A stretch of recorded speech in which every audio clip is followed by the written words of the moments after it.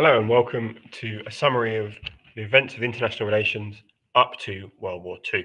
We begin here in the Hall of Versailles, at the Treaty of Versailles in 1919, where great optimism reigned as signatories believed that they had created a new world without war. That obviously was not to be the case, but at the time it was seen as a real optimistic moment at the end of World War One. A moment in which war would never happen again. And that was symbolized by, in 1920, the opening up of the League of Nations in Geneva, and certain situations during the 1920s where resolution was found and war was avoided when border disputes occurred. This is an example in Corfu in 1923.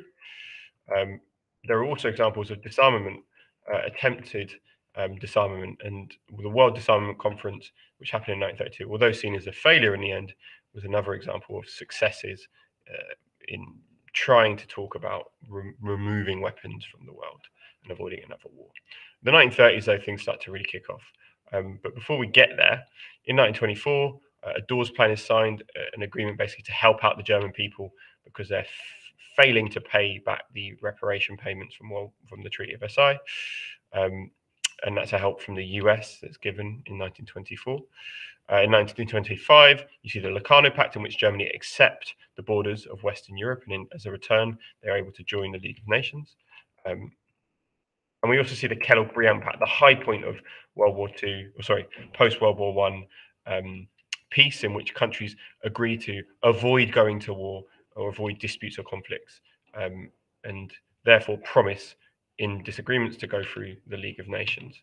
But things start to fall apart, particularly after the Great Depression and the world economic crisis of 1929 until 1930s, and countries like Japan see opportunities to make money, and this is a rise of what we call protectionism and nationalism. Japan invade Manchuria in 1931, and as a response, the League of Nations offer the Leighton Report, but very little else is done. Japan, even with very little criticism, leave the League of Nations, and that weakens it and makes it seem unable to regulate countries' behaviors.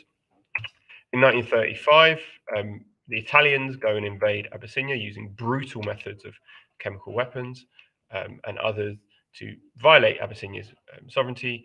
Haile Selassie, the leader of Abyssinia, comes to the League of Nations to plea for support, as promised under the Treaty of Versailles and the creation of the League of Nations, that the League of Nations would use collective security to defend any country's borders that have been attacked. But of course, this doesn't happen. And in fact, the British and the French, behind the back of the League of Nations, offered the Hall of Val Pact, which was a pact to effectively give away most of Abyssinia and appease Hitler in order to try and get him to ally with them against Hitler and the Nazis, and potentially even the Soviet Union as well in any future war. So that kind of double dealing really weakens the League of Nations even further. In fact, some historians say it kills it off. And the Young Plan of 1929, which comes a bit earlier, is an example of another maybe success of international relations. And this Young Plan was there to help out Germany to reduce its reparation payments, because as the Great Depression kicks in, there's a feeling that this money is not coming back. It can be seen as a success. And that Great Depression, of course, happened after the Wall Street crash in October 1929, and we see a rise in nationalism. And this is also evident when Germany themselves elect Hitler as their leader in 1933 and start to secretly rearm and develop weapons and a military that was not allowed under the League of Nations. Remember, Hitler openly says he's going to break the terms of the League of Nations. Hitler becomes public with this, or goes public with his rearmament in 1935. And many in Britain at the time say this is the call for Britain to also start to rearm.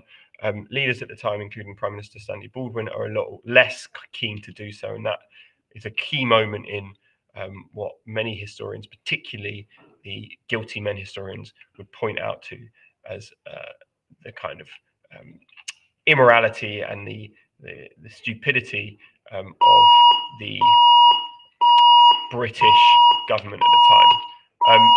In 1936, as Britain and as the world looks towards Abyssinia and the crisis there, Germany invade the Rhineland. And again, a crucial moment. We know from sources that Hitler himself would have been willing to actually retreat if there'd been a pushback. But Hitler doesn't get that pushback, and he puts his troops into Germany. an area of Germany that had been still part of Germany, but being demilitarized by the League and by the Treaty of Versailles. Hitler is breaching another term of it. And another term of the Treaty of Versailles was to not join forces with Austria in something called the Anschluss. Well, that was forbidden. Well, Hitler in 1938 joins with the Nazi Party of the Austrian government, and with a plebiscite or a referendum, they agree to ultimately become one country. And Germany is therefore expanding its borders even further. You can see that expansion there. It doesn't stop there. He goes and takes part of the Sudetenland, which, if we look back at our map here, is a part here in yellow, which many people in the Sudetenland saw themselves as German, or at least were ethnic Germans, spoke German, and some of them welcomed the invasion of Hitler's forces. But there are others who didn't, including the international community, who felt that this was the beginning of Nazi expansionism and the resurgence of an expansionist Germany. So what happens? Well, the major powers meet in Munich in September 1938, and you can see them here: Mussolini, Hitler, and of course Daladier, the French PM, and finally Chamberlain. And they agree that the Sudetenland can be taken. In fact, who you'll see not in this picture is the Czechoslovakian government themselves, because they don't agree to this. But the international powers do, and they appease Hitler and give him part of the Sudetenland, as long as he promises not to invade other parts of Czechoslovakia. And Chamberlain comes back to the UK saying, I have found peace in my time, or peace in our time. And he comes back to great fanfare and celebration. That Munich Agreement signed on September the 30th, 1938. Well, only months later, in March 1939, do the German troops march through the rest of Czechoslovakia and take all of Czechoslovakia, not just the Sudetenland. And at this point, Chamberlain is distraught. Now, many would point to the Munich Agreement as a point and its success in the moment of celebration as being a point, particularly for revisionist historians, to say that Chamberlain gave peace a chance and he had a tough situation. But this moment here is a great example used by particularly guilty men historians, but also Orthodox historians and counter-revisionist historians, to prove that Chamberlain thought he was able to do something he was never able to do, which was to get Hitler to follow what he wanted. And there are many reasons for why Chamberlain's to blame for that, according to those historians. But certainly this is a revealing moment, and Chamberlain is distraught at that. And it's not soon after, in fact, that war begins. But before that war begins, in 1939, the Soviet Union and the German forces see war coming, and they think, okay, how do we divide up Europe before that war? How do we take parts of Europe that we want in order to prepare for that war that's coming? Likely a war between the Soviet Union and the Nazis. And that Nazi-Soviet pact divides up Poland in two. Half of it is taken by the Soviet Union, and half of it is taken by Germany in preparation for that war that is likely to come. And again, this just shows, for many historians, particularly the guilty men historians, who think that this kind of appeasement encouraged dictators, that it didn't just encourage dictators like Hitler, but it also encouraged dictators like Stalin to effectively divide up Europe ahead of any war coming, because they knew that there would be no consequences from the international community, no use of collective security, no real significant economic sanctions. And that's where war begins. In September the 1st, 1939, war kicks off for Europe, and particularly for Britain, although war obviously had begun already, when Poland is invaded after that Nazi-Soviet pact. And as a response, Britain declares that it is going to war.